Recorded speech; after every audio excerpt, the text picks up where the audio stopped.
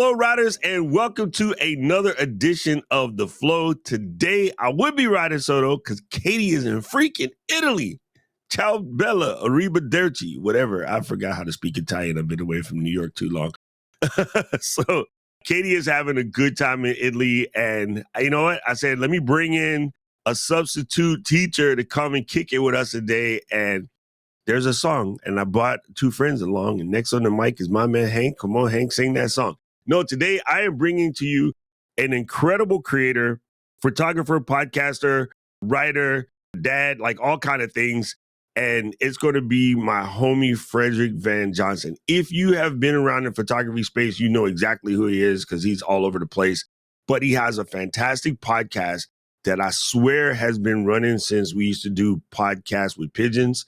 So I thought it would be a good idea to bring a seasoned podcast. And that is a colloquialism for old. So I thought I would bring in a seasoned podcaster to come and talk to you guys today, and I cannot wait. So without further ado, Mr. Luis, producer supreme, could you please drop in Mr. Frederick Van Johnson? There we go. There you go. There's my sound effect. And the crowd goes to sleep. Yay. No, I'm just joking. Frederick, what is up? And the crowd walks out of the room. How you been? I'm good, man. Thanks for having me on. This is going to be a good conversation. I'm relying on you to keep it on the rails, though, because, Man, that's never fitting to happen. And you two just came back from vacation, too, right? I did. We did a company offsite up in Idaho, Coeur d'Alene, Idaho, at the Coeur d'Alene Resort up there. And I'd never had Idaho on my list, let's say, of destinations I wanted to visit. After that, it's on my list. That place was nice. Yeah, and they have some good, for photography anyway, there's some good things to shoot out there. Of course, all I really know about Idaho is Pocatello, but I hear there's cool places to shoot out there. I have Idaho on my list, and of course, I like to go back to Indiana because, Notre Dame is what it is. So today, I wanted to have you on because, this show is really about helping people who are diving into podcasting. Right now, we've been heavily focused on video podcasting because as Ecamm, of course, we make it super simple for people to generate video podcasts. And you have video podcasts and you use a program called what? Do you really want me to? It's a competitive app. No, I use Ecamm. Yeah, absolutely. I've been using Ecamm since the beginning. I've been using Ecamm since it was a camera recorder or whatever. Yeah, that was Skype call recorder. Yeah, same here. Yeah, there you go. Skype call recorder. We used to do that Skype call recorder thing way back in our 2all days. And then, believe it or not, Skype call recorder still kind of exists because we have some people that are in there that haven't quite moved over to the Silicon space. Mm-hmm. It's kind of funny when I came back to it. And I think the other thing that cracks me up every time I think about it, Printopia. Like, man, that was life. Anybody that was in our space that needed to print stuff, especially back when, color printers were not very friendly to Mac stuff. My Tektronix wax freaking printer, whatever the hell that thing was called. Phase, that's what it calls. You're going way back. Tektronix Phase something. Anyway, I had to use Printopia, which was, again, Ken and Glenn. So the boys have been holding my life together for longer than I wish to think. Most people don't even know that they're not exactly young. They look super young. It's kind of irritating. Anyway, so tell us a little bit about your podcast. A little bit or a lot of it. Like you said, it's seasoned. Or over-seasoned, I don't know. So it is This Week in Photo, thisweekinphoto.com. It's a photography podcast. It started off as sort of that roundtable format that's popular today.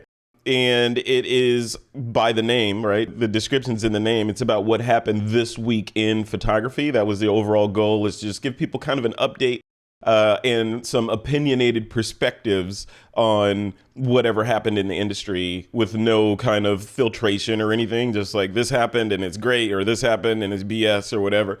So that's the way it started. Like you said, about 12 years ago, the podcast began.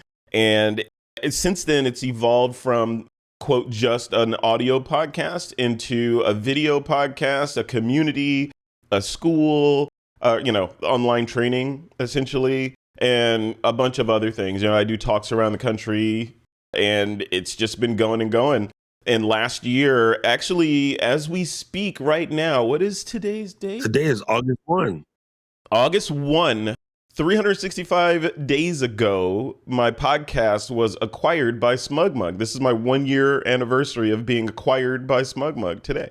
So Smug Mug acquired the podcast, and now we're an operating division of Smug Mug alongside Flickr, Smug Mug, and all that. So that's where we are. So happy birthday to TWiP. That is freaking crazy. I just realized too, I believe we started the flow. It was the first week of August. It wasn't August 1st. I think it was August 6th. But I think we started the flow August 6th of last year. I have to double check with Katie because we just started. It's one of those things, we always tell people, just start. Like, don't wait for anything. Just go. Yeah. Companies selling a company, they tend to pick a hard date because it just works great for accounting and paperwork and all myriad things. But yeah, I literally believe we just started like a year ago too. So both of us are celebrating birthdays, Flow Riders. I love it. Yeah. We'll have to have a drink later. Man, it's cool. Like the idea, one of the things everyone talks about, right? Everyone always talks about like, hey, like how am I going to monetize my podcast? How am I going to not monetize my podcast? You actually took it further and built it all the way up and then straight up sold it, which is cool. Yeah. And that had to have been hard though. Like, how did you come to that breakpoint decision? Should I stay or should I go now? Like, do you keep it or do you let it loose? Was that tough? Yeah, absolutely. Yeah, it was like I don't know. If you want to start from the beginning of when I first started having the inklings of having the podcast be acquired or be part of a larger company, it had to be like 18 months, 2 years, maybe before I signed on the dotted line with Smug Mug. And the impetus of it was a whole group of things, from COVID happening and family stuff happening. And it's just a bunch of things were happening. And I was like, so there's twofold. On the creative side, I was already thinking it was time to Control-Alt-Delete and restart the show and make it fresh, do something different, change the branding, change the music, change the length of the episodes, all the things, and just push it out like a proper Jeff Walker product launch again, make it just refresh it. So that was goal number one. And then goal number two was, in order to be sane, I need to have consistent recurring income every month in order to maintain the lifestyle to which I've been accustomed. Right? So So, AKA, and during COVID, as a solopreneur and the charter of your own destiny and journey, that income is up and down and up and uncertain. And we were freaking out here and spraying our packages and doing all the things. And then money's crazy. So I was like, all right, I need to take a step back. I need to figure out how to make this completely stable because I don't want the stress of fluctuating income. And then B, I need to figure out even if I want to continue doing that particular show, This Week in Photo, or do I want to just scrap it and do something completely different, not leave podcasting, but just delete it, or just end it in sunset and say, hey, it's been a great run, everybody. Now I'm starting this new thing over here. Come over here. So those were all the things that were swirling around in my head. Like, okay, how do I do it?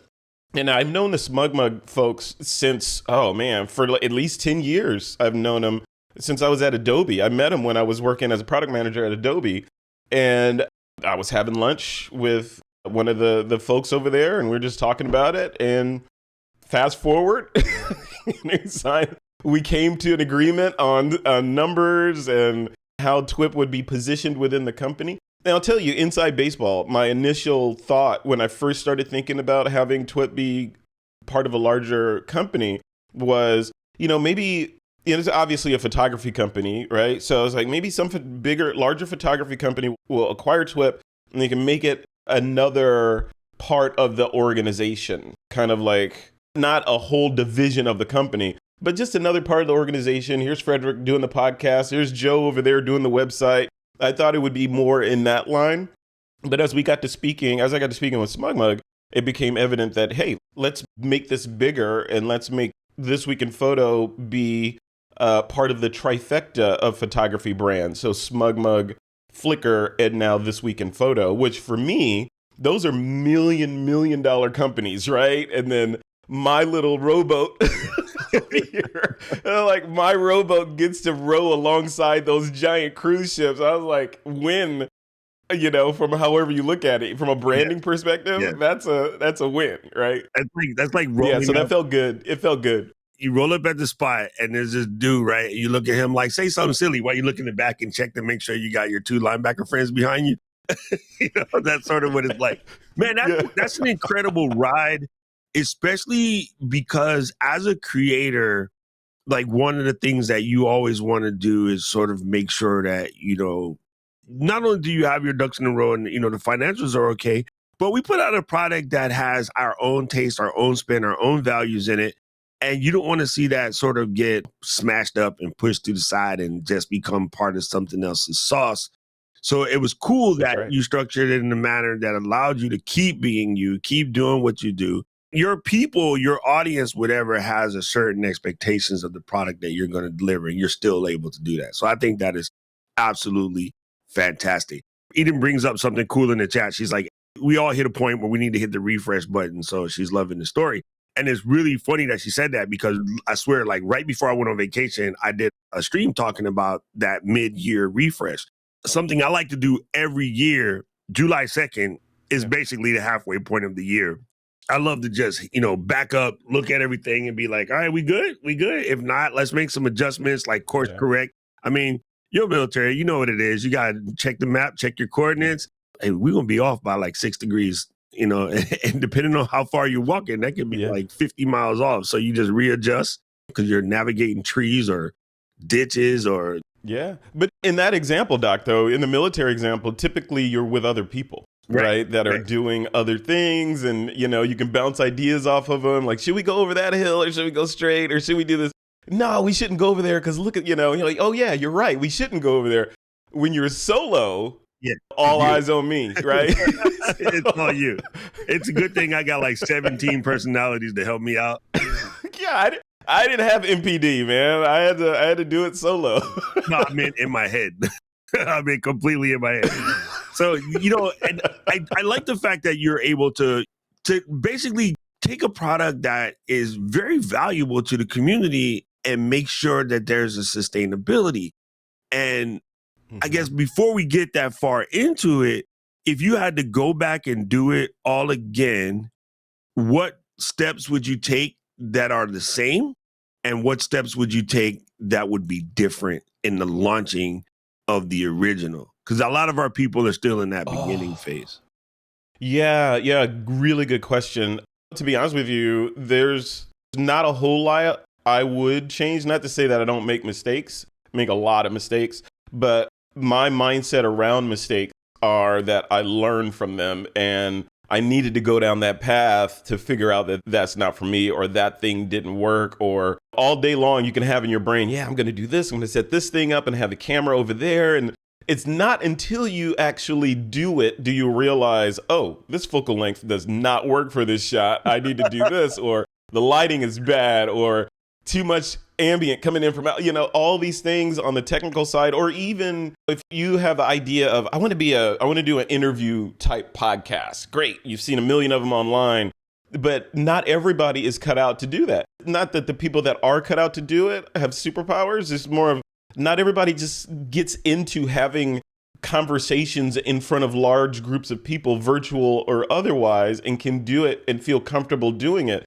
which means you have to try it first, right? Correct. So you have to try it and see how it fits, and like, oh yeah, I kind of like this. This is cool. Let me do more of this. And part of my mindset when I do shows, even this show, I'm a guest here and I'm taking notes on how you guys are doing this. And I'm like, oh yeah, this remote production thing is interesting. Let me see if I can implement that in the stuff that I do. So I'm always sort of thinking of different ways. I got a guy. His name is Luis. You might have met him. Yeah. There he Hey, I want a man in the bubble.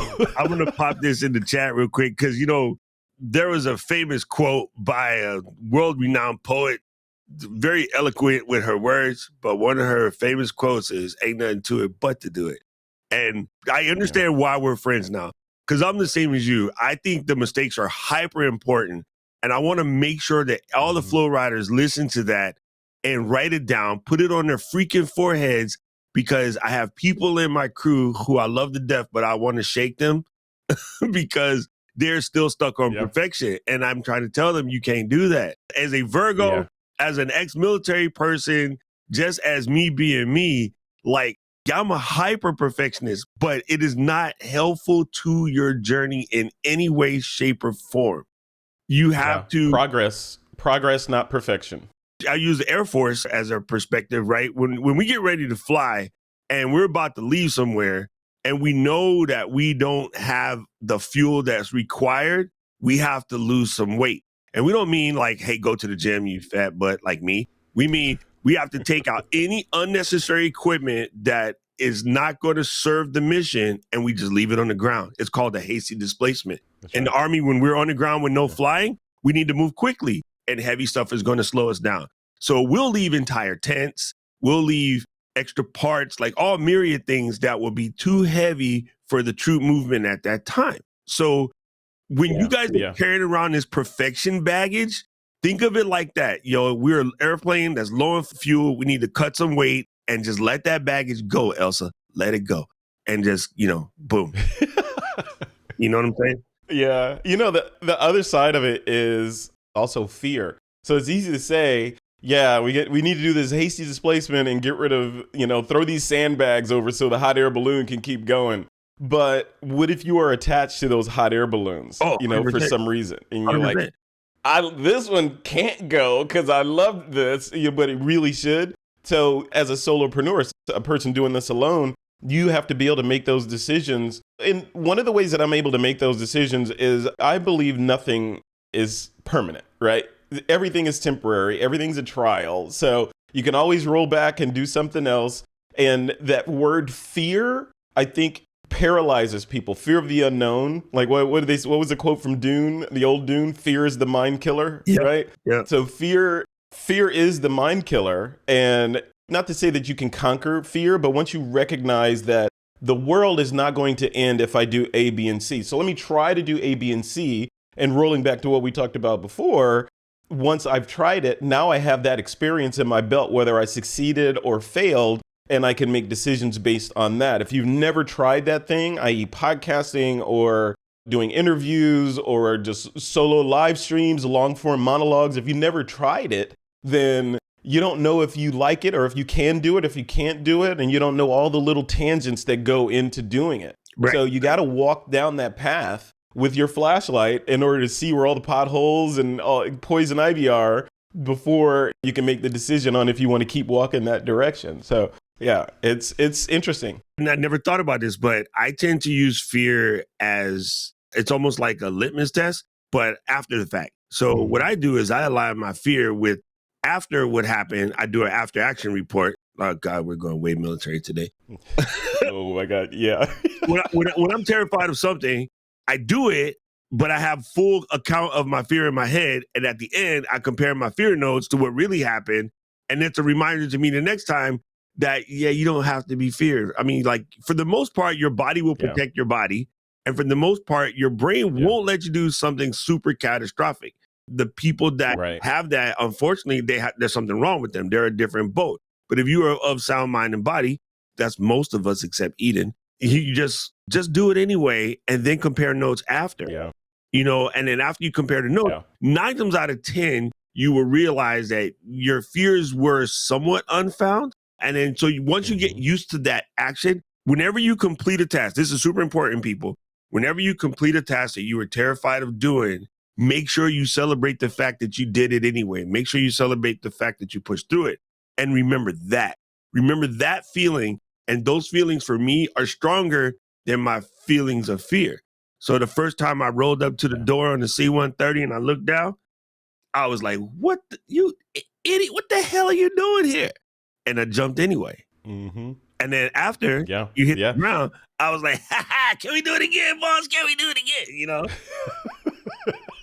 I was exactly the same way. Well, it's super funny because you say that when you're on the ground, but every time you hit the door, you ask yourself, why am I doing it again? Because it's like rolling craps. Mm-hmm. One of these days you're going to miss. Yeah. So it's funny because I have the experience and I've already gone through it. But every time I would hit that door, and I was Halo, so somewhere between 18 and 20,000 feet, I would hit that door and be like, you dummy, you doing this again? And then Yeah. Yeah. And it's that resistance point. That resistance point you're talking about, that is the barrier that separates the people that are more likely to succeed from people that aren't, right? Because it's that thick barrier, like when you're jumping out of a plane, right? Every fiber in your being is like, don't do this. I want to live. There is a chance that we won't. If this is an unnecessary risk for you, I'm not going to let you do it. That's what was going through my head when I first jumped, right? It's like my body was literally involuntarily holding the door.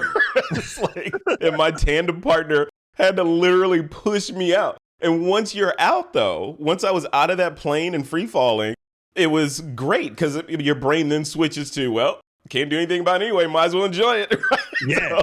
Man, So I wish the song came out when I first jumped. The song came out later, but I would have been like, but I'm free falling. Yeah, it's pull the cord, Doc. It's one of those things. Yeah. And again, I highly suggest everyone do it, especially those of you fraidy cats out there. Doing that alone will make you no longer afraid of anything else. They used to tell us in basic, 2 things fall out of the sky, BS and fools. Bird, actually, not bull. And I'm like, well, I guess I'll be foolish. And the first day you go to camp, I had this really, really short instructor, right? I think he was like 5'8". He goes, when I started this, I was 6'1". And we all like, we're kids, right? We look at him like, wait, really? Is that possible?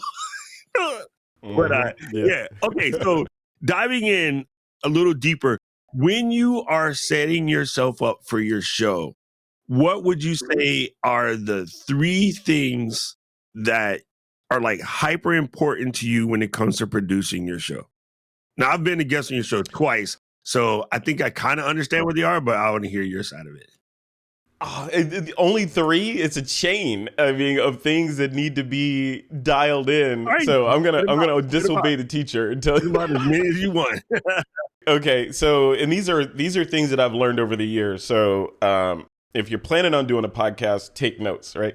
So first thing that hit me that I didn't expect when I first started interviewing photographers around the world was I discounted the importance or the inconvenience, let's say, of time zones and scheduling.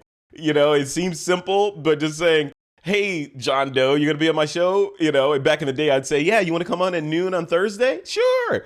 John Doe's in Australia. His noon on Thursday is different than my noon on Thursday. So we'd miss and then have to do 30 emails to re-coordinate. So long story short, I solved that by using a software as a service called Calendly. There are many others. It's just the one I use right now. Me too. And it handles that. Now I just send them a link and it's plugged into my Google Calendar. I've already specified my availability for interviews and it looks at their calendar, looks at my calendar, picks a time that's convenient for both of us, puts it on our calendars with all the notes that they've input into Calendly along with the link to join my Ecamm, and boom, everybody's happy. So that's the first thing. That was a big nugget to solve, is to get that level of automation in place. So if I'm at a trade show and I meet some CEO or something, like, hey, you want to come on my podcast? Sure. I could just give him my shortened URL, which I have, right? And which takes him to my Calendly, easy to remember. Just go here and book yourself, find a convenient time. And that's it. From that point forward, it's all automated. They get reminder emails, they get all the things. So it went from being a hassle scheduling everything to just butter. So I would highly recommend doing that. That's one. The second thing is, once you've scheduled everything, we could talk for days about setups and just sort of post-production and all that. But my flow, as you and I have talked about before, Doc, back in the day, I literally had multiple computers in order to bring in guests. And this came from Leo Laporte up at TWiP, This Week in Technology. I don't know if he still does it now, but he had a Skype machine that he would bring people into and then NDI those people over to another machine and set that. And I was replicating that in my little home office with my little Mac minis and doing all that. And it worked sometimes, but somehow it had some sort of magic in it that it would fail when I had a really high level important guest. Just every single time it would fail. It was just complexity. I literally had to be in my office an hour before I was going to do an interview in order to get everything working. It's like a Rube Goldberg mechanism in there, trying to get it all dialed in and working. Like, okay, we're ready. And then they dial in through Skype, and everybody knows Skype, at least back in the day, was not the most stable app in the world. They'd come in and their audio wouldn't be right or whatever. So it was just a comedy of complexity trying to get just one interview done. Went through a lot of trials and tribulations, and then, play the angel singing music. Ecamm was the savior of that, like literally. And I was saying this before I met you, Doc. Ecamm was the app that I was able to literally get rid of all that complexity and run this one app on my machine and do most of everything I needed to do. Yep. And in the beginning, Ecamm, when I first started it, didn't have the guest dial-in feature. So I still had to do some jumping around to get that done. But when that dial-up feature, the guest feature came in, that was it. I was done. Pretty much I had a studio in a box. Ecamm made all of that stuff less complex. So now I can bring in guests, they're scheduled, they click this link, they're in my Ecamm, and I can do the interview. So those two things. And then the third thing on that is in the post-production side of it. And I'm jumping over hardware and lighting and all that stuff. But on the post-production side of it, when I first started doing the podcast or doing it through video, I was recording each track separately and doing a sort of a multicam edit of everything, bringing all the individual ISOs into Final Cut and spending time, jumping between shots and doing my 2-shot and doing all that stuff. Literally for an hour-long interview would take me, I don't know, maybe 3 hours plus of time to get it edited down to where I wanted it. So at one point I had this mindset shift of, what if we did it live to tape? I mastered the skill of being able to switch my cameras and do all the stuff that I'd be doing in editing, but do it live. So then I end up with a MP4 file or MOV file that's pretty much ready to go, needing very little editing, maybe some compression on the audio or limiting or whatever and trimming on the ends. But if my idea was, if I could just build a template in Final Cut, drop in the interview into it, make some changes, throw a lower third up there, export it out as video and audio, I could shave hours off of my time, which is what I did. So with those three things, the scheduling, Ecamm, and then templatizing in Final Cut from the live to tape edit that I do of the interviews, it literally made it so that I could continue the show. I think TWiP probably would have concluded maybe 3 or 4 years ago had it not been for that constellation, that tripod of things that I was able to put in place. So if you're going to do this, I would suggest doing that. You're such a photographer, that tripod of things. You got it, though. You got the visual. 100%, bro. This is my exposure triangle of podcasting things. When one That's moves, right. they all My move, Reggie right? Biv. Man, that Yeah. is really good. And it's funny because it seems oversimplistic, especially, we're talking to the Ecamm crew, but somebody's going to see this that's not one of us, and they'll be like, okay, I get it now. But one of the things that Katie and I have been pushing so hard lately is have your Ecamm set up and ready to go at all times. We have a mentality of ABR, which is always be recording. The reason for that is now, and this actually touches into a little bit of the AI thing. I sent you a text the other day talking about audio pen, and I just did a whole video for my members. But this is an application that allows you to just speak the way we're talking right now, and it will turn it into a readable post. So where this comes in handy is I have so much crap in my head and I got to get it out because I need space for the new stuff. And so what happens is I can just pop open my phone or my voice recorder or whatever and just, wax to it for a little bit and then stop and then send that to Audio Pen. Audio Pen will write it in a manner that's cohesive for muggles to absorb, not me. Take out all of the fluff and BS. And I don't have to edit it the way I would when I go into script. I still got to edit, right? It actually kind of does a fantastic job of getting to the crux of it. And I don't even bother cleaning it. I'm like, I'm going to leave this alone. I just send it out via ConvertKit to the audience and just call it a day.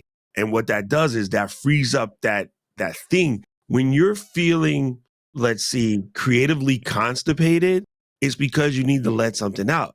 And what normally people do is when they feel creatively constipated, they stop creating. So that whole mentality of a writer's block is like, oh, I can't write. Why? Because I'm stuck. Turns out when you're constipated, you need to drop a deuce. So if you're quote unquote creative block or writer's block, create something more. It could be create something different. Yeah. Like pick up a hammer and a nail and start whacking some crap, and it'll come out. Like it will let's come out. Like your creative outlet might not be the one you're akin to. You know, it might not be shooting a video, it might not be taking a picture. And this is why I did something really simplistic, like going out and buying that Ricoh, is because it's such a simple camera that when I'm feeling creatively constipated, I just go out and just take random shots with a point and shoot camera that does not allow my tweaker brain to tweak. I just got to take them. Yeah. And now you got to buy a camera, people. You got an iPhone. Go outside, follow my boy Jeff. Ricoh laxative. Yeah, it's a Ricoh laxative, right? Follow my boy Jeff Graham and grab your iPhone and go out there and try to do something with your iPhone that you wouldn't normally do. Take photos that you wouldn't normally take. Take some macro photos with your iPhone in your neighborhood or, you know, in your neighborhood, whatever. Just get out there, take some photos, and then come back and look at them and, you know, think of something. I don't know, just you can't hold it in, fam. Like it will really mess up your whole entire brain. So I like what you said. I like the whole concept of making it simple, because that is the key to consistency, is make it repeatable. That is 100. Yeah, if you set up a landmine field for you to walk through every time you want to produce content, and occasionally you get blown up, you're not going to want to walk through that field anymore, right? Never again. You got to make it as streamlined and as lubricated as possible. Like in my studio here in the home office, right? It's set up so I could just turn the lights on, turn the camera on, and I'm ready to go. You know, run Ecamm, and I am literally ready to go. And it works every time. My idea when everything's set up in here, the idea was to make it as bulletproof as the electricity in the house. Well, I'm in California, so that may not be a good analogy, but I wanted it to be as bulletproof as a utility, right? You know, when you turn the faucet, water is going to come out. You know, when you plug something in, you're going to get some juice. I wanted it to be like that versus, I mean, what if every time you plug something in, you had to like, oh crap, I need to reboot the outlet. I'm not getting power out of this one. Yeah. You know, it needed to be bulletproof in order for me to get done. The way that people buy a 1RS or whatever, sorry, that's an Insta360, to buy a Canon, EOS R, and then just leave it in auto. That's the way our setups are. It's fully capable. They can do all kind of crazy stuff, but you know what? It's set up in auto. I come in, I sit down, I just record. And I think the important thing also for those people who are getting used to, like you and I, we can just talk like this all day. Like it's not a thing. We don't freak out. Yeah. There's no panic zone or whatever. All those mistakes have already been made, right? I just want people to realize that this is not a skill that you can buy. This is not a skill you're born with. This is not a skill that's available at the Piggly Wiggly, the Walmart, or Amazon, or worse yet, Shein. Yeah. The only way to be able to do what we're doing right now is to have thousands of hours on the mic. And that requires you to stop being scared and just start. So even if you, even if you do that, start there. Because you will never get to this. You can't just go outside and run a marathon. I am sorry. Nobody can hit 26 miles on day one. It's impossible. Yes. The road to success begins with a single step. Right? Yeah. You got to have your long white beard when you say that. And it's true. I remember when I was going through photography training in the Air Force, one of the instructors I remember told me, he used the analogy of, he's like, what finger do you use to press the shutter button? I was like, this one. He goes, there's probably about 10,000 bad shots in there that are blocking the good shots that are waiting to get out of your finger. And the only way to get them out is to press that button. Oh, you got to keep pressing. That is so good. You remember freaking Pez before they started with the all flavors? In the beginning, it wasn't all one flavor. Before, it used to be like an assortment. And so you had to constantly be opening the Batman to get to the one kind of like orange. I like the orange flavor one. So you just like, when one of those yellow joints would come out, I would give it to my sister. Here, eat this.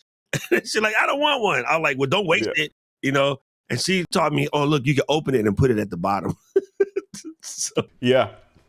Hacking the Pez. Hacking the Pez. I can't believe we just brought up Pez. We old. You're old. I don't know what you're talking about. I don't know what this Pez stuff is you're talking about. Oh, my God. Red Pez was the best, and Snoopy was my favorite. That's what Eden said. Oh my God. Yeah, but it's funny, Ray. I love that analogy that you're blocking the good shots with the bad shots. So you got to get the bad shots out. So you might as well just let them out. That is very, very fantastic. All right. So what's in the future for your podcast? Like, where do you see your podcast going? And I guess add a little bit about the video podcasting, like how that's changed the landscape. Like, I think weird because you and I, people don't do what I just did. Listen closely. Don't like ask a question and then add some extra stuff. But I have to in this case because otherwise I forget. We have both been video podcasting before everyone was like, video podcasting too much work. So it's different for us because I video podcast since like the second week of podcasting. As soon as Apple made it available back in 2009, I was making video podcasts. But anyway, I digress. Go ahead. Yeah. So the road to doing video podcasts was interesting for This Week in Photo.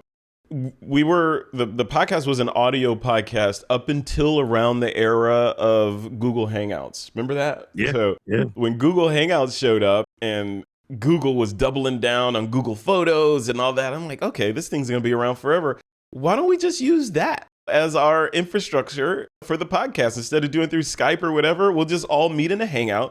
We'll record that, and that becomes the show. You know, we may have to do some tweaking to the audio, but that we can get over that. So that's where we started. And then, of course, Google pulled the plug on Hangouts and it became less popular. And there were other issues involved with that. But I had already started publishing video on the YouTube channel, on the TWiP YouTube channel. So like, okay, what else can we do? So that was the impetus of moving into the video side of the house. For me, back then, like I said, that whole Rube Goldberg setup for video, that was the hot coals. That was the landmine. But that landmine has already been demined, to continue the analogy. And people that want to start now don't have to worry about that. There are these amazing tools out there that let you do this stuff. Not only tools, but even places where you can distribute your video, whether it be YouTube Shorts, TikTok, all these different places that are popping up where you can put the video or syndicate or distribute your video. And so I don't remember where the point of inflection was, but the audio side of This Week in Photo is still the most popular and most downloaded, listened to of all the things we do. The video side of it was a rounding error to begin with. It was more of like, you know what, let's do this audio podcast and we'll throw the video up for people that feel like they want to see, right? It was secondary. Even till today, it's kind of still that way a little bit. Us too. So it was secondary, but now, as the video is starting to take the forefront in a lot of ways for the kind of content I produce, it's making more sense to lean into the video side much more heavily. So then how do you do that? So back to what I was saying about the introduction or the launch of TWiP, or the relaunch or the should I kill it, should I stay or should I go now moment of This Week in Photo. Part of that mindset was that reset and redoing TWiP. And what will likely happen over the coming weeks, months will be you'll see TWiP shift from the one-on-one interview format primarily back into the roundtable discussion format. But now we can do it much easier using the tools that are available today, right? So now I can build the whole program in Ecamm and bring all the guests in and maybe even go as far as having a remote producer, the man in the bubble, that handles everything behind the scenes. So, all that. So leaning into that, I've been studying really hard to understand how This Week in Photo and my demographic market might benefit from TikTok. And if we start publishing and syndicating shorts on TikTok and that sort of thing. So, the people in my audience, when I bring that up to them, they're all like, oh, in the community, TikTok, I am not going to have anything to do with TikTok. And I'm like, okay, that's fine. But it's just because you said that, it's not going away. Right. 100%. Regardless of how I feel about it, or if I agree with the content out there or the politics behind it being a Chinese company, whatever, it is a force in the market that cannot be ignored. And as a military guy, I am not going to ignore it. Right. Exactly. So I'm going to learn it and see if it makes sense for us to engage there. Well, see, here's where it all gets kind of funny. So for me, like I'm a YouTube first and foremost, always going to be. I started doing a lot of stuff to IG because, like Eden just said, TikTok is a funnel. IG I call them discovery channels. your TikTok, your IG, your LinkedIn, all the above. Those are the discovery channels. That's where people discover you, and then they go and hunt for your real deal Holyfield. I found Cardi B as a feature on another track. And then she featured on another track. And then I was like, wait a minute, does she got an album out? And then you go look, and no, she don't. And then like 3 weeks later, boom, Cardi B, okay. Then the album comes out. And then now you're like, man, this is dope, right? This is dope. I've been making money moves now, right? So every artist starts out with a discovery feature, right? And some people, if you remember that irritating little crap Ja Rule, like he featured on everything. He was on like 50 features before he ever put a song out. So that's the same thing. Yeah. Idea of like TikTok or Instagram or whatever, it's like doing features on somebody else's thing. You pop up, DJ Clue, new stuff, you know, and then I want to punch him in the face so bad because he used to ruin all the good songs with that. Now it's Luis's lookalike, DJ Khaled. Another one, Major Killer. DJ Khaled. Don't Luis look like DJ Khaled? And he did a little bit. Look, yeah, he's got their product. He's got their product in his beard. Oh my God! You know what I'm saying? So, in a way, yes, it's very important that you do these things and you sort of figure out how they fit for you. And I'm agree. I have always kind of kicked TikTok to the curb a little bit because I just didn't think that I would find any of my audience over there. Turns out demographically, people in our age bracket are massive on TikTok. And I agree with you. Yeah, that's what I learned. You can't ignore it, right? And you can't get hyper twisted up in the politics because every application has somebody peed off about something, right? So right now, if we were going to let it get political, there's people that are mad at YouTube because YouTube is being a little bit more strict about letting people just say heinous things, and they're calling it lack of free speech. And it's like, you know, you ain't supposed to say that out loud. You know, you're supposed to hide in a little room and, you know, get your little people together and talk about how cool Nikons are by yourself. Because in this world, you about to get hurt by the Sony folks. You know, I wasn't going to let a whole show slide. You know what's not going to let a whole show slide without coming. It's like, oh, I got to get that in there. Yeah, no, you're right. You're absolutely right. And that's why, again, that's probably why we're friends. We share a similar mindset with that because it's, you know, if you boycott all of the products that are out there that are either produced or have someone behind them that espouses something that you disagree with, you're not getting anywhere, to be honest with you. I mean, everything for the most part, you're not buying a Tesla, you're not looking through a telescope because what's his name? Hubble, you know, Sir Edwin Hubble or whatever, who discovered the Hubble constant about the universe, apparently was a raging racist and homophobic guy, right? Yeah. So, but he discovered this thing, right? So are you going to say, well, you know what? All of astrophysics is great except all of this expansion of the universe stuff because that guy, I don't agree with his ideology. You got to, at some point, you have to shift gears and be like, okay, I'm about growth for me and mine, and how can I use the tools that are available to me at this point in time with blinders on to get that thing done, whether it be, you know, I have a goal to make, you know, $50,000 a month. That's my goal. You know, if I can get there, I'll feel successful, or even $5,000 a month. You know, if I can get there, I will feel successful by any means necessary, right? So I think that's the formula, or the flawed formula of being able to be aware of what's going on around you and a little bit of the history of the tools that you need to use, and making a smart, less emotional decision about what you employ to get to your ultimate goal. Because you're not gonna get to that goal without rubbing shoulders with people that have ideas that you don't agree with. You need to just sort of press forward and get your stuff done. There's discoveries there that you didn't even know about. And, you know, you just made me think of something. This is super crazy. I wonder how many people listening to this right now remember what a Hydrox is. My mom was a beautiful lady, really sweet, super smart, absolute cheap ass. Okay, Mom, I want some Oreo cookies. Okay, go to the store, and she come back with a big, gigantic 4 rows of Hydrox. Mama, what? This ain't Oreos? Yeah, it is. It's the same thing. No, Mama. Oreos say Oreo. This is HY-DROX.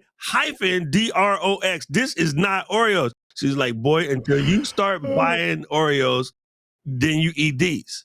Okay. So first bite, I'm like, working. George is high. George is saying Hydrox was better than Oreo. I thought me and George was friends. I am deleting George from my phone book right now. So what I discovered was, this is so crazy. How you make the Hydrox work though, is you just take out your little butter knife or the other half, because their stuff didn't stick like Oreo. So you can just peel it off and throw it. It was kind of like one piece of the cream part in the middle. And so you should just throw it out. And I would just eat the outside. And then I was like, hold up, this is actually pretty good. So then when I could finally get to my dad's house and be like, Mom bought me Hydrox. And my dad would be like, I ain't letting you go out like that. So my dad always tried to one up Mom. So he would get the Oreos. He would give me 2 packs, including the light-skinned Oreos, the white, the yellow one. So then I figured out that the red bone Oreos. Yeah, right. I figured out that let me try to scrape the inside out of this and taste it.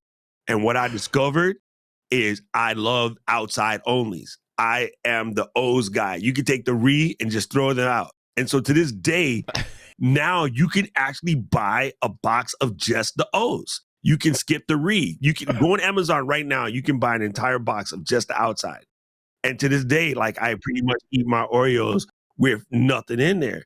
I would tell you a secret, Doc. What? Those are called cookies. Just say. I know. Just true facts. Right? And oh God. And God forbid when they came out with half-breed Oreos with the yellow on one side and then the brown one on the other. Like, look, racial equality Oreos, y'all need to stop. Them joints wasn't good. They wasn't good either. I'm down for racial equality, but not in my Oreos. All right, I'm just saying.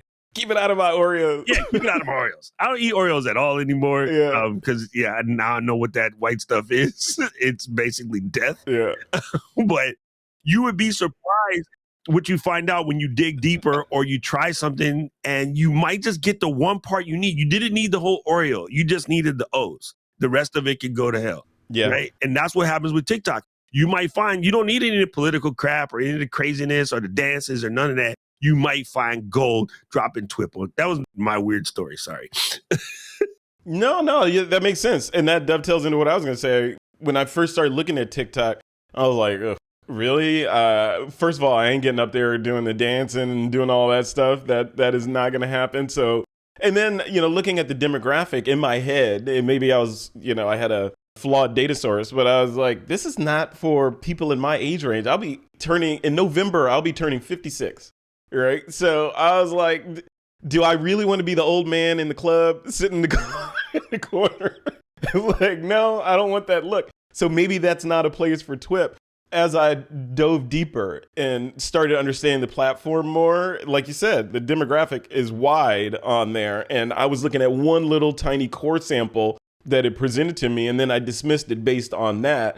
When I went back, I've consumed audiobooks on TikTok, seminars and all the things just to kind of get my brain around it because I'm a nerd like that. And I learned that the platform itself is very smart. It's very smart what it's doing.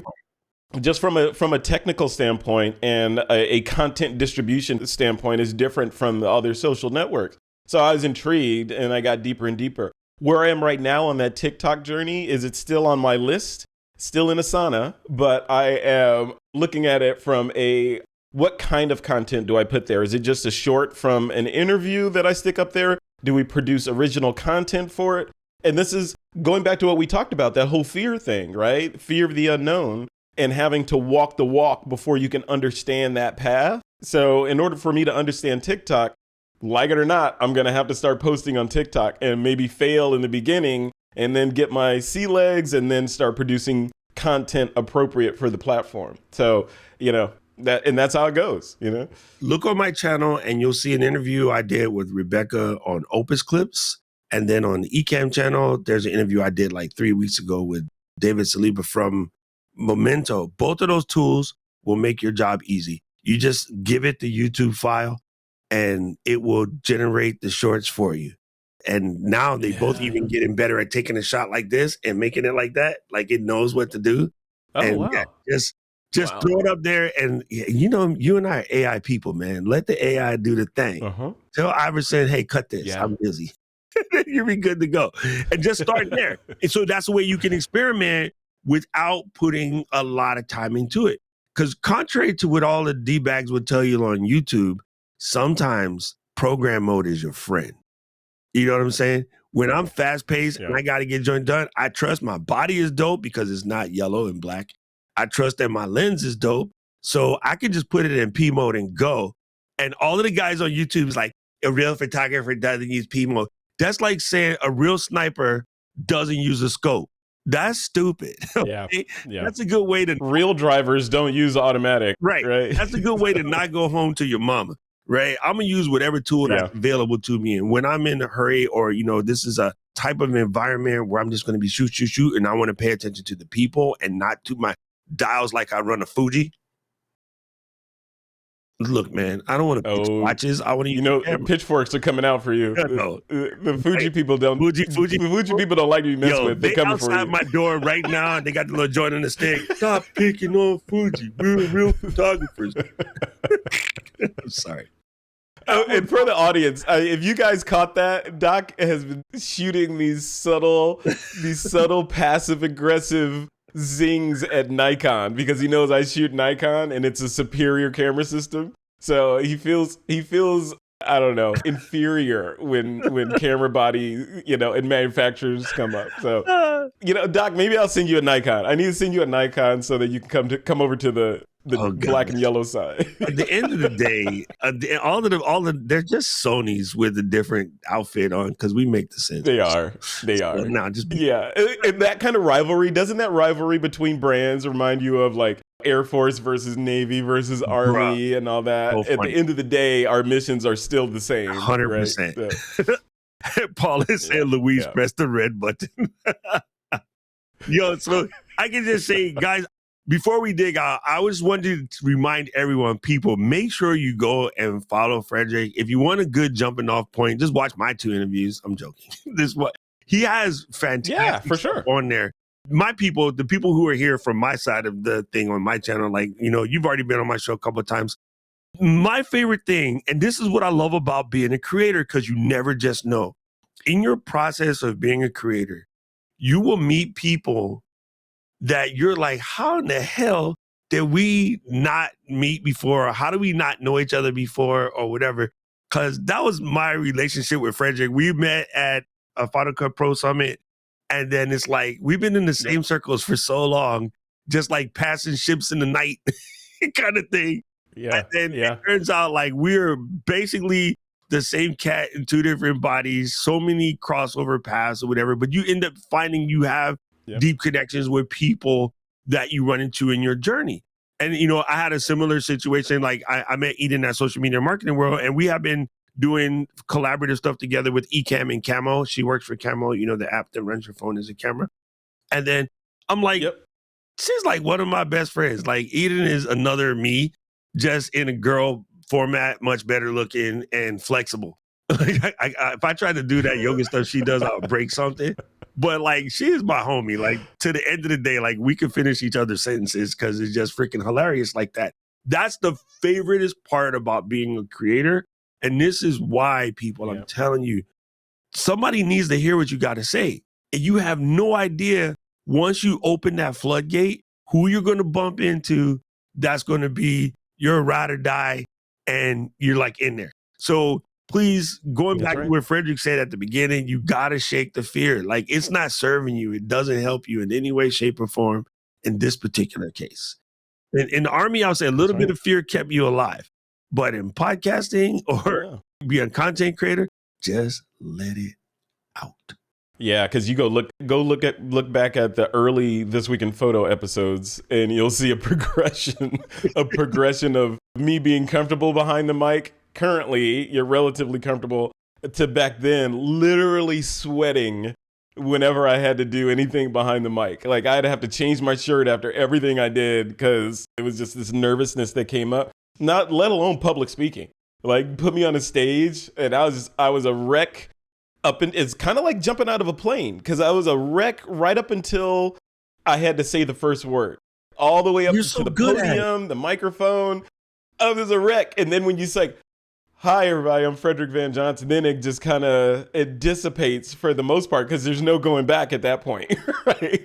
So it's very similar feelings. You're really, really good at it. It's fun. Okay, I got 2 final questions. One is absolute joke. You know when you said you weren't going to dance on TikTok? Yeah. I'm like, but wait a minute. You got Chicago two-step in you. You should bring that back. That used to be the smooth. At the end of the night, you did a little smooth dance. Anyway, this one is probably helpful to somebody because it's something that I even had to mess with a little bit, although I've picked my pen name. Most people know what that is. How was it for you to set yourself up to actually brand the FVJ versus using, like nobody in here, none of my brand named people are in here right now. Normally they're in here, but everybody in here is using real name game. But like some people, they just put their brand name in the front and then eventually something happens, right?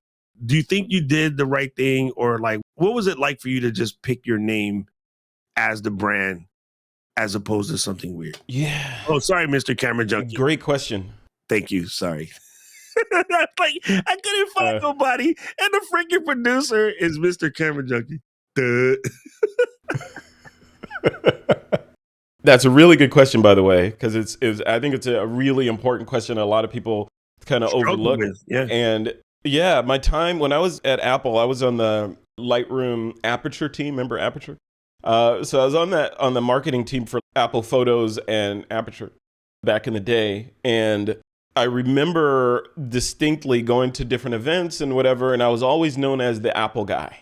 Is Frederick the Apple guy? Let me try to get some free gear out of him or get some insight on what's coming next or whatever. But my personal being was tied to this corporation, which is a great corporation, but I was tied to it. When it came time, when I left Apple to go be a VP of marketing at a startup down in Santa Monica.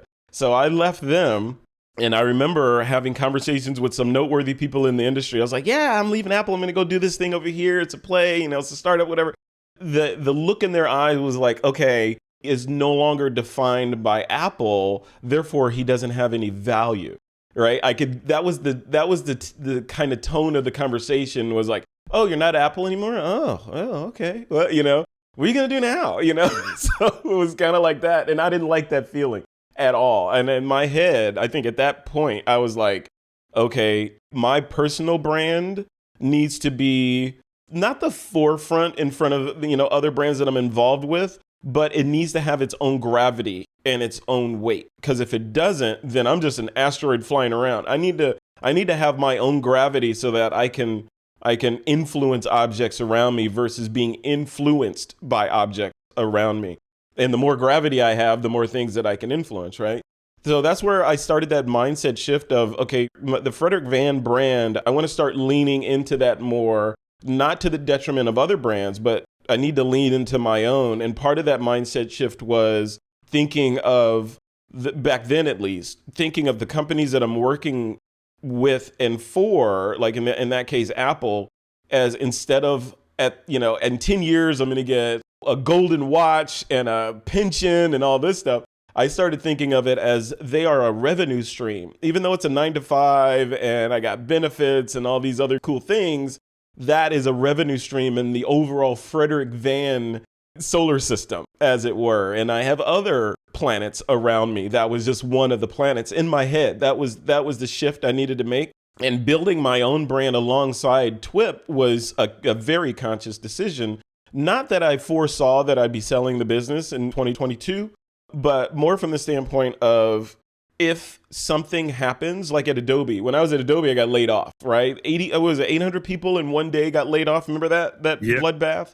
I got caught up in that. And I remember after that, I was like, I literally got on Google Docs and I built a project called Operation Fireproof, because I was like, this crap ain't happening to me again. I am not being caught with my pants down with all of my marbles in this one bucket that somebody can just make a decision and screw up my ability to keep my family happy and paid and fed and all that. I was like, okay, that can't happen. So I called it Operation Fireproof, where it basically was defining multiple revenue streams so that if one went dark, the other ones could keep you going, right? Which seems fundamental at this point.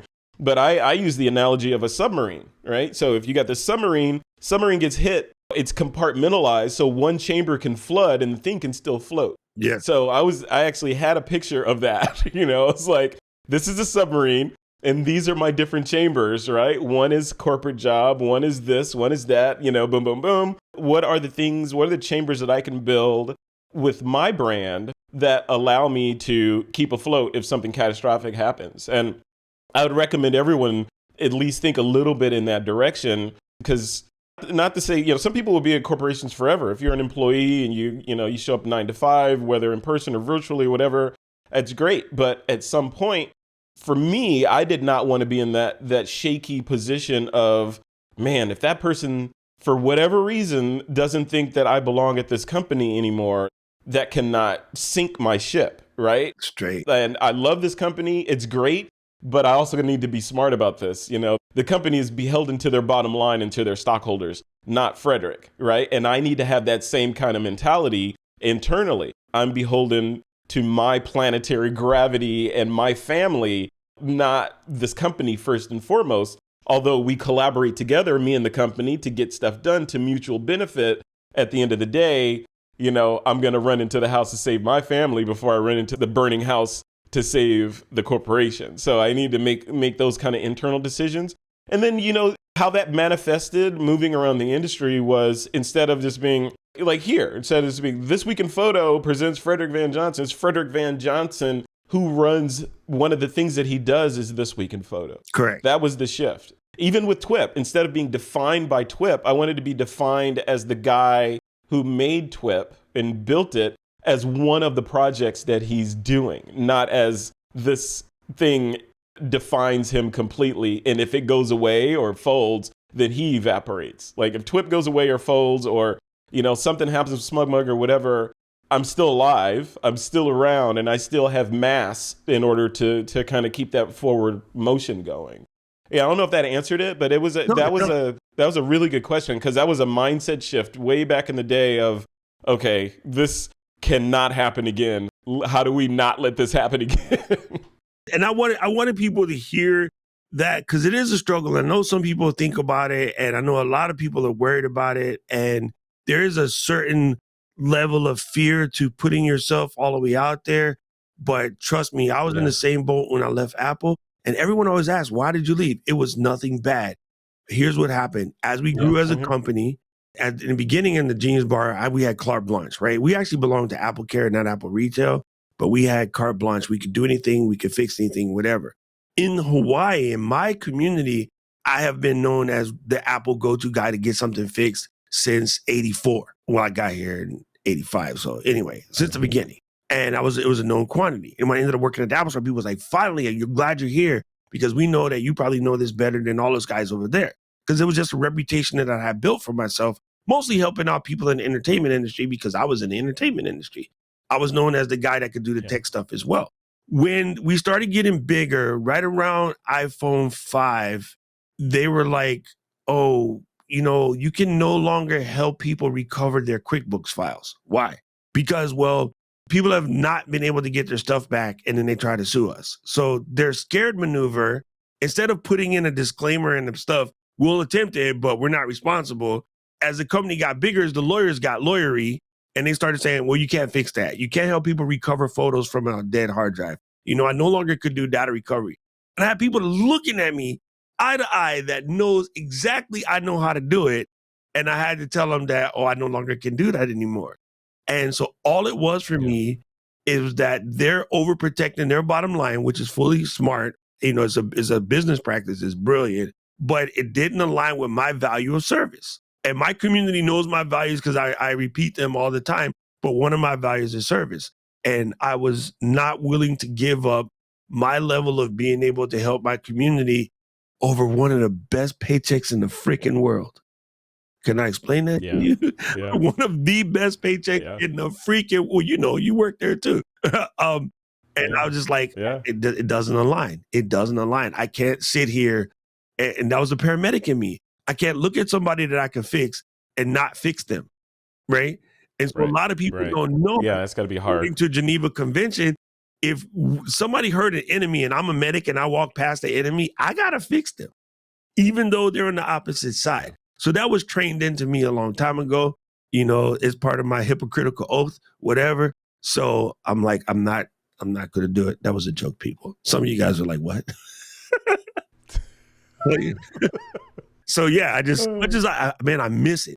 Every time I miss it, every time the stock bumps up again, I miss it. When the stock split 7 times, I miss it. I would probably sitting on a couple $1 million, but my values are a little bit more important to me because I can sleep. Oh, easily. Oh, I've had those same internal battles. Like, if I could go back, if I had the Avengers ability to go back in time and change things, would I go back? To that point where I made the decision to leave Apple and go to the startup and do all the things. I don't know. I mean, sure, it's easy to say, no, I wouldn't go back right now because, everything's great. But no, I've wrestled with that because Apple's a great company. I still love Apple. Still love them to death. It's hard to articulate being involved with a company that's doing stuff that you've loved, like the products that you've been using and doing cool stuff with. And now you are actually working at the chocolate factory now. It was amazing from that respect, and getting to meet Steve and sit in meetings, albeit in the back, and sit in those meetings and see that history go down. It was just, I wouldn't trade that for anything. Cutting through the courtyard on your way to Cafe Max, cutting through the courtyard and kind of want to look up at the 4th floor to see if he's in the window. I'm like, don't look. My office was on the 4th floor. Oh, God, no. Oh, God, no. Yo. What? Yeah, I had to ride in the elevator with him several times, God, right? No. And it was so funny. One of my Steve stories is, how you go in the front doors at One Infinite Loop, and you badge in, go past the desk, and the elevators are to the right? And then there's a little coffee shop thing to the left of the elevators over there. I remember I'd be walking in. For some reason, occasionally, Steve's schedule and my schedule were the same, so we'd arrive at the same time. And there'd be a lot of people's were, and there'd be this crowd of people heading towards the elevators to go up to the 4th floor. Marketing was on one side of the 4th floor, and the executive suites were on the other side of the 4th floor. So you ride the same elevator up together. There'd be this crowd of people that would just slowly disperse, as they saw Steve heading towards the elevator. Because there's that whole rumor of, he'll fire you, whatever, And I was like, but is it a rumor? I was like, I don't know anybody that got fired. No, I was terrified of that. Right, I was terrified of the iPhone. I didn't have that, man. I did not have that. I remember. I think I veered off once or twice. I was like, because when I was new, I was like, I don't want to lose my job. Maybe he won't like the shoes I'm wearing and fire me. And I'm like, at one point, I was like, you know what?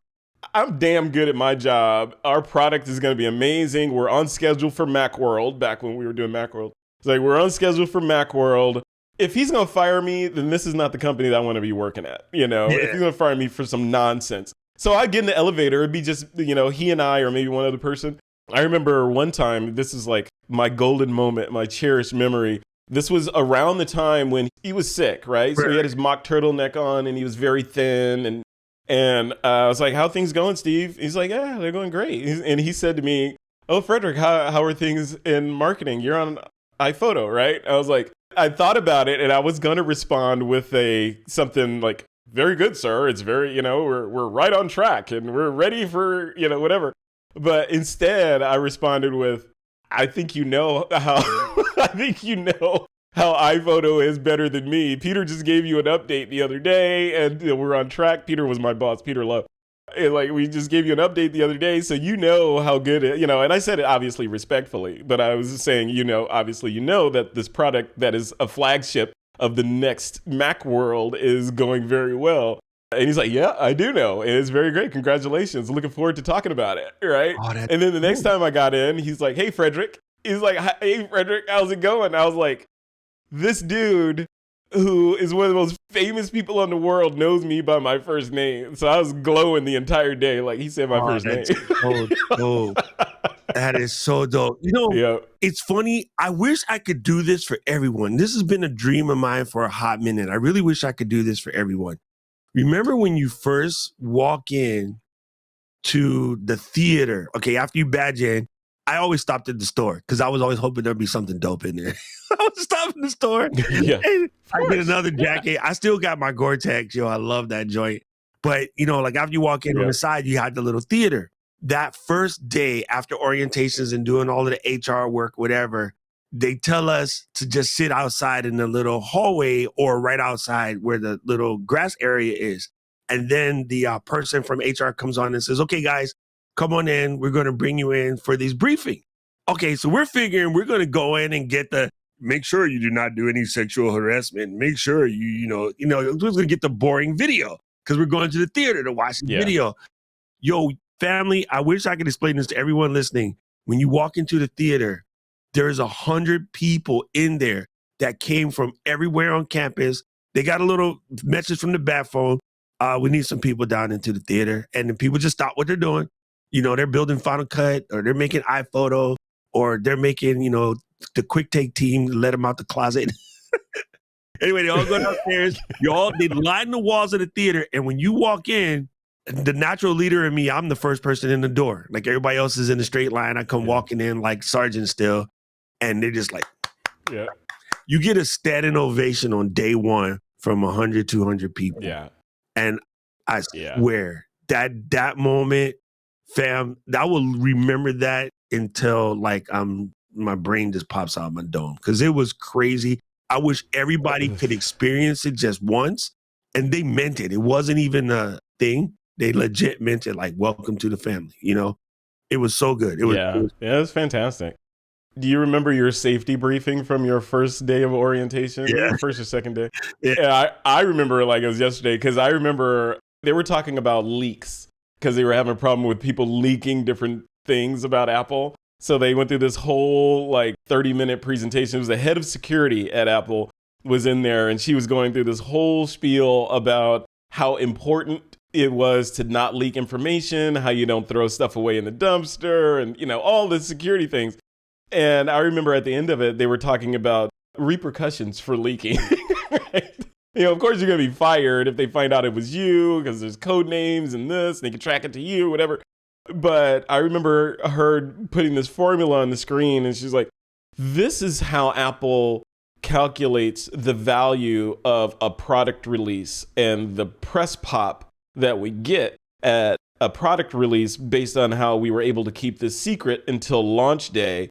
This is the dollar value that we feel that we will have lost had this leak, if this leak had happened, right? And this is the dollar value that you likely will be sued for if you were found to be the one to leak this information. I was like, basically, that's the next 20 generations of Johnsons are going to be paying off this mistake. So let's not leak anything. Yo, it's so crazy. It's so crazy. Man, this has been great. I want to, again, remind everybody, make sure you find Frederick and just trust that he's just the man. Nobody really had any crazy questions for us, so we're going to wrap this. Otherwise, Luis will be editing this sucker until the end of time. You're welcome back at any time. If you have anything you want to pop off on TWiP. Thank you. And I just want to say, you got your flowers because Larry popped in and Larry said, you got him into photography. Like, I want to make sure you get your Tinkerbell juice when you get it, because those things, people realize those mean a lot to us. You don't realize, you don't think, oh, everybody must tell them that. I take every single one of them and gild them. Like, I don't take them for a grain of salt. I'm pretty sure Frederick doesn't, because he's just like me. So he's just nicer. We are the same. Much nicer version of me. Like me, I say really mean stuff. Frederick will make it nice and he'll focus. Less hairy. I'm less hairy. So how can people find you if they don't know where to find you? thisweekinphoto.com and on my website, which will be launching shortly at frederickvan.com, obviously. And coming up, so one of the things that I'm working on, that my goals for 23, 24 is to lean into public speaking more and keynote speaking and being on the speaker circuit and doing all sorts of things. So already off to a good start. I will be speaking at Autorama World Photography Day in August. Photoshop World with Scott Kelby in September, Photoclave, at which Scott Kelby's also doing the keynote. That's in October also. And also the Creativity Conference, which is coming up that's also in October. October's a big month. So yeah, I'm speaking at a bunch of events and more to come. So please come hang out at any one of those events and say hi, because these are, for the most part, except for Photoclave, they're virtual. Photoclave is here in Silicon Valley. So if you're local to Silicon Valley, come hang out in person and shake hands. I would love it. There you go. See, Paul, now you get a reason to get up and take your Geritol or whatever and then go visit Frederick. Paul's in Palo Alto. Man, this is so great. Man, this is super dope. Yeah, we definitely got to link up soon. And people, be on the lookout. I've teased Frederick with this idea. We're going to do a little AI get together because both of us like kind of just crack out on AI. I'm working on something in the back end. You will hear from it soon. So just pay attention to this space. You know what I'm saying? Actually, now that I think about it, Katie would probably want me to do this as a little like Ecamm/AI con. We should throw it together. All right, cool. Hey. Anyway, family, we absolutely love you. Don't forget, make sure that you go to flow.ecamm.com to get this podcast wherever your podcast getting is got. That is how you will get it connected to your favorite podcast getting source. We're everywhere, or you can just go direct, flow.ecamm.com. This and every show is brought to you by TWiP. TWiP is legit the sauce, right? This is basically when I am done, I am able to hit a button, all the files get uploaded, and then there's a little magician by the name of Paul that will go in and find all the things that I said dumb and fix them and make them nice. And then we're able to just get our editing down. So when it gets to Luis, it is much easier for him. And he can basically edit this show with one hand. So listen, if you're a creator, you need to be checking out TWiP. That is TWiP.com.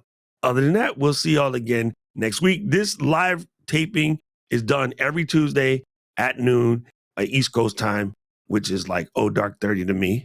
And then we end up releasing it as a full episode on any of your podcast getting places right after that. So by all means, if you know somebody that needs to see the show live, they got questions, they're thinking about starting a video podcast or any podcast in general, make sure you bring them over to check out the Flow. And we appreciate you guys. Flow Riders, out!